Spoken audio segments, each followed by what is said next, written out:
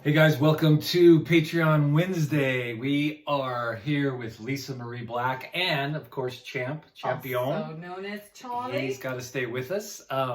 Hey, the last few weeks I have been doing what I would call meat on the Patreon post. Posting about Jezebel spirit, that if you're a leader in the corporate world or in ministry, that spirit's going to come after you, and it manifests between a man. It can manifest through a man or a woman. I did a one on an 18-page document that I have. I've drilled it down to 18 pages on how to pray for an hour. If you just want to know how to have a solid, good prayer life, I can send you that document. Just let us know, GaryandLisaBlack.com. Send us a message. Today, Yes. we're going to interview Lisa Marie. We have been talking about her book for years, it seems like, and we've been working on it hard. I just wanted her to express. I get the most feedback and the most comments when Lisa Marie speaks. People seem to like her a lot more than me, and I love that. That's not true. It's true, and I like It's just that I have the same questions everybody else has. It's so good. All right, so we've been talking about this flipping book for years. Yes. Before we dive into it, I want you to give us Lisa's why. What is your why? Why are we out here doing what we're doing? Why are we pressing into the generation, going after the older generation? But more than that, in your spirit, from where you've come from and following me around the planet and around the world and raising the 6 kids and now the grandbabies, what's your why? I don't think it's changed. I think it's evolved. I think that when I was very young, I was really focused on helping young women. And that was the work that I did. And as I dug deeper into helping women, I realized what was happening with men. And so I feel like I have a kind of a unique call, or I don't know what you would call it, but I feel like I many times get to mentor and speak into the lives of women, but I feel like it's bringing men and women back together at the same time. And I think it has a lot to do with the fact that most women have a negative view of men, and a lot of that's come through, abuse, and it's very valid reasons that they have it. But I was raised by such a sweet dad, and he was such a good man, and he didn't have to be. He was abused, and Bill is a good man. He's a good man. And then, my first husband was a good man, and he didn't have to be. And glad your second husband's a better man. yeah, you are a really good man. But your dad is a really good man. Absolutely. And he doesn't have to be. And he also has a story where he's been abused and taken advantage of and used. And he steps up every morning. And I feel like I have this call to just, especially men in America, to say, hey, if you are providing for your family and you're being faithful to your wife and you're looking your kids in the eye, you are a hero. Yes. And that, a lot of people think that's ordinary, but those are the men that actually change culture, the men that stay and the men that fight. And in order for men to be able to do that, women have to understand, like, what is the heart of a man and why does he do that? And so I like to enlighten women in, like, what's really going on in the world and culture right now, and that we're a part of. Okay, so is that the core or the essence of your book? It is to empower women. It's to bring the sexes back together, and also to bring the generations together, because now I am an older woman who now has a voice for the younger generation. Yes. And I want to encourage women my age to do that. And I want to encourage young women to listen to the stories of older women. Yes. Because they've been through some things and they have something to say. I think it's cool that our why together is the Malachi Mandate. It's turning the hearts of the fathers and mothers to their parents. We should do stuff together. And the children's hearts back to the parents. All right, so we've got your book. It's called I'm Still Here. So we changed the title because we had it. Listen, different. this is like labor pains, like I can't explain, but it's good. It's a good thing. And so there has been there's been no hesitation of if I'm supposed to do this with my life. I really don't want to. I don't really want a stage. I really don't really want to be seen. I never have. And I can tell you that a lot of times we deny our calls, or we don't want to do something because of false humility. That's not in Lisa. She's not doing that because of false humility or false pride or whatever. She literally doesn't care about having a stage or needing to speak somewhere, and I forced that issue a few times and it hasn't gone very well. The cool thing is that God supersedes that and does that anyway. And so she's going to have one. And now we're All right. marriage So counseling. the title of the book was? It was Beautiful, Powerful, Without Regret. And now that's a chapter. That is the last last chapter, chapter, okay. and that is still very much the core. But what has evolved is it started off as kind of an overview of life of a woman, and just like everything you can think of that women go through, like how we use our words, and you know, the power that we have, and how we're incubators and all those things. But what has happened is I've been asked to go to a much deeper place and share my own personal stories, and I didn't want to do that. And so that's why this has been like. And I just want to encourage you husbands out there, if you have a woman who's writing a book or is on a stage, when they're going through that deep, vulnerable place, hang in there. You're going to be okay. And just listen. Just Don't try to fix it. listen. Hey, what's this been like for you? It's been frustrating because I know your message is powerful, Yeah. and I know that the women and men of the earth need it, which is awesome. It's Mhm. fabulous, but I wanted it out there. Because you and I are so different that way. Yes. You are like, let's get this done, let's go. And Right. I am a perfectionist. We'll go back and forth. Yes, and you've rewritten it 1,000 times, maybe That- 2,000. Okay, let's call Hemingway right now and see how many It's a great copies he had to Okay, go through. so what's been the hardest part about writing this book and getting to that vulnerable spot? What's been the hardest part about it? It's just the reliving the pain. The pain. Michael's death, your husband's death, the hardness, the pain of being married to me. Yeah. Yeah. The kids and watching them go through their pain. Yeah. Yeah, it's tough. It's I don't think we have impact on other people that is anywhere near as powerful as if we have actually gone through a process and been transformed by it. So there are a lot of people that have good things to say. Yes. And there's a lot of books out there that are nice. And there's a lot of things. There's a lot of good books out there that are life transforming. Yes, Yeah. usually because someone has been transformed in the Yes. process. And, Every time. And therefore, it just takes it to a different level. And so I've been more transformed even in writing it. Yeah. But it's like, you know, things you haven't thought about in 25 years because Right. it hurts and you don't want to go back there. Yeah. But you have to go back there. And then you get to this place and you keep rereading it and rereading it and rereading it and thinking, is this just for me, or is this actually going to transform people's lives? Right. And that's always the question. Well, and yeah, it's always both and, right? It's always yes and yes. It is for you, and it is to transform people's lives. And I can promise you, going through this process with her and reading this step by step and rereading it when it's rewritten over and over, it will transform you if you allow it to. Okay, so what's your goal? Why do you want this book out there? I want you to reiterate that. And I know that Andrew's always taught, and we've grabbed this as our own. We have something to say, and we're gonna say it. And you really believe that? I do believe that. And I do believe that I do have something to say. And I do have a mark to leave on this earth.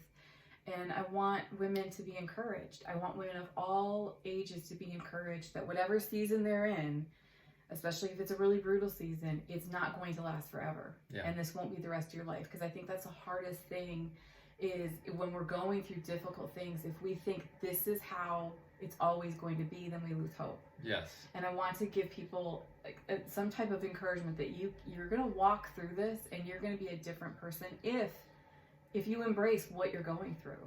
And the season that you're in right now. And it's not about going through it and doing it perfectly or even knowing what the purpose of the pain is. It's just not abandoning it and walking away from it or numbing it. And that's the temptation. And just to be brutally honest with women and say, yeah, I used to crawl in the back of my closet and cry because I just needed to feel everything that was happening in our house without upsetting anybody else. Because when you're a woman, you feel your man's pain, you feel your children's pain, and then you have your own stuff you have to walk through. And a lot of times women are focusing on their man's pain and their children's pain, and they wake up one day and realize, like, I've not even begun to deal with what I'm actually really even feeling. Right. So you push those down because you're so focused on your family and raising them well, no pun intended, and all those things. And so you've really been able to come to a place to really focus on you through this process. I've watched you do it, Yes. which I'm doing a lot of the cooking and the dishes, which I love. Dude, it's totally your turn. It is my turn, no question about it. I've cooked 2 meals in 2 weeks and I don't care. Okay, so You're fine. You're fine. culturally, we have this thing happening all over the world. Yes. We watch so much. I'm going to speak to that in just a second. Even last night on Trump's State of the Union address and some of the things that happened. What do you see happening culturally, and why is this a good time for women, or a great time for women, and why now for your book? This is the best time to be a woman on the earth. And if you are alive right now, you were put in this time for a reason. You Yes. could have been put in 1847 or whatever, but you're here right now. And so we have a pendulum swing that's happening. It's what we always do. And we've had years where women have been oppressed. And of course, in most of the world, women are still very oppressed. And we in America are now starting to really step into what women were called to, which we are leaders. We should be in government. We should be in business. We should be everywhere Right. that men are. No question. Because we are partners and we cannot do this without each other. Right. We make each other better. So it's a great time to be a woman. But what we've done is, because there's been so much oppression and abuse, and we've been so shut down as half of the world, that we've come way farther on this side, and now we are belittling men. We are expecting them to read our minds. We are overlording them instead of partnering with them. And I'm wanting to be part of the change that says, okay, this was wrong and this isn't going to help us. We've got to come somewhere in the middle and realize that men have amazing things to bring to the earth, that they have a purpose all their own, and women have things to bring to the earth, and we have a purpose all of our own, and we cannot do it without each other. So it's brilliant. But what's happening right now in culture is there's a great deal of confusion. And anytime you see people even questioning, am I a man or am I a woman, that is a spirit of confusion. And fruit of the Spirit is peace Yes. of mind, Yes. which is the opposite of confusion. And if you're not growing in the fruits of the Spirit, then you're not really growing at all as a human. Right. Love, joy, peace, goodness, kindness, patience, all the things. Yes. The 9 gifts, the 9 essence of who we can become are in Galatians 5:22. And I always look for that in young people, as you do. If they're growing in those things, we'll stick in there. If they refuse to grow in love, then it's like we don't There's have the nothing time we for can that. We can't do anything There's with nothing that. we can do. Okay, any last thoughts for an encouragement for everybody watching? Listen, it is a complicated thing that's happening right now on the earth, but it is an exciting thing that's happening on the earth right now, and we all have a role to play in it. And We all have a role to play in it, yes. we all have a purpose. Okay. Roles that messes everything up when Yeah. we start talking about roles. But I think for young women, what they always want to know is, how can I hold on to my femininity, which is a gift. Femininity is a beautiful thing. No question. You need that on the earth. We You love need the it. softness and the beauty of women Yes. in order to take the rough edges off of life.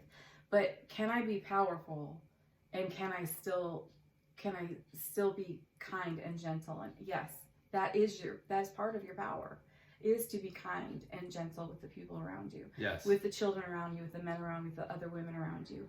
And women have the gift of talking. We have lots of words. And the first thing we tend to go to, you get to hear my words because we work together and Yes. everything. That's okay. This No, is I my love it. office, and I'll keep my words in here. But we have that gift that often becomes a curse, where we say too much, or we curse with our mouth instead of bringing life with it. And women are life givers in every way. Yes. And the most important thing we can do is bring life with the words that we speak over other people, whether they're in the room or not. Yeah, and that doesn't mean that you're taken advantage of. That doesn't mean that you're talked down to. You actually speak the truth in love and draw spiritual boundaries if you do it right, especially as a woman, Yes. because you have such a powerful voice. You have such intuition and insight that when you speak to me, even truth and love, at first it might hit my ego and I have to deal with that. But when you're coming from your heart of compassion and an open heart, which we'll talk about, then it changes me. Yeah. And I want to serve you and I want to empower you more. And so, guys, man, this book's coming out. We're still here. And when we talk about that here at G42, the interns all know we had another line to that, which some of our insiders will know. I think it's going to be powerful. I think it's going to shift some things even in our culture. Everyone who's reading it and editing it and working on it with us is just like, this is epic, and it's the timing for it is right now. And so we're excited. We're working on the last few edits here. We're hoping for a June launch. June 1 is the launch. If you know publishers and want to help us, please let us know that. We're probably going to self-publish. But hey, two quick things. Just on watching the State of the Union last night and reading things on Facebook and Twitter and just the hate that's coming out today and the spewing. Look, we have to live with open hearts towards one another. We're doing a whole series right now, podcast. I've taken a deep dive in how we live with an open heart. It's almost completely different than what I've been teaching for a week out here at G42. We're doing a series right now. It's probably going to be a 5 to 7 series podcast. We're going to launch on iTunes here very soon. And it's living in a place where we can love ourselves and love our neighbor. What we watched on television last night is egos and first half of life still in 50 and 60-year-olds. On Donald Trump's side and on Nancy Pelosi's side and all in between, we saw people feeding them their own egos and reacting and responding in ways that we just don't get to act like as Christians. If you are a young Christian, an old Christian, you can't post things of hatred. All these people are spewing because of fear. It's just fear that motivates this thing. And as Christian people, we get to keep our hearts wide open to one another. We get to learn to love one another, even when we disagree, even when we think it's completely off. We have to take the time, live in the now, and understand. And so I just want to encourage you. It's unacceptable. Some of you posting about how incredible and God-sending Trump is. Absolutely, we pray for our leaders and we bless our leaders. But the man is stuck in first half of life. And it's absolutely ridiculous. Nancy Pelosi acted like a child ripping that up and doing the things she did. But my God, we get to speak life about her. She's one of our leaders. We get to bless her and pray for her and keep our heart open toward her to see things transform, both in her and Trump and everyone else. And so I just wanted to end this, that what Lisa's writing is a cultural shift in what it means to be feminine, what it means to be a woman, a wife, a daughter, and how as men we can respond to that and actually open up a whole new way of living, as Christians especially. But I want that for everybody. So awesome. Thank you, Lisa Marie. You're welcome. Thanks, guys. We will Thanks, continue Tori. this. I hope that our podcast will be set out this Friday on the heart. It's going to, Lisa just interviewing me, and it's powerful. And so, amen. I learned a lot. Yeah, well, we're all learning a lot. We're all learning a lot. God bless you guys. Talk soon. Thank you.